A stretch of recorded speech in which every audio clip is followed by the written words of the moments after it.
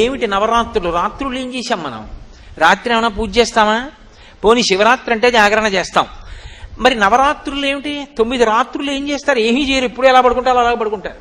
మరి రాత్రులన్న పేరు ఎందుకు వచ్చింది అంటే మీరు ఒకటి బాగా గుర్తుపెట్టుకోండి. 9 తర్వాత ఏమొస్తుంది? 10 వస్తుంది. 10 అంకె కాదు, సంఖ్య. 2 ఉంటాయి కాబట్టి 9 అంకె. అంకెలలో పెద్దది 9. అంకెలు దాటిపోతే 10 వస్తుంది. 10లో ఏముంటాయి? 1 ఉంటుంది, పక్కన 0 ఉంటుంది. ఆ 1 ఏమిటి? పరమాత్మ. అది తప్ప ఇంకొకటి లేదు. దాని పక్కన నువ్వేమయ్యావు?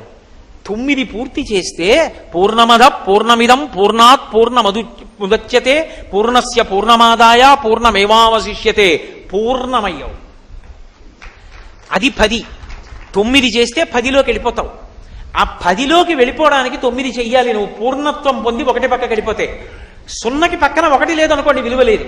కానీ 0 0గా ఆధ్యాత్మతత్వం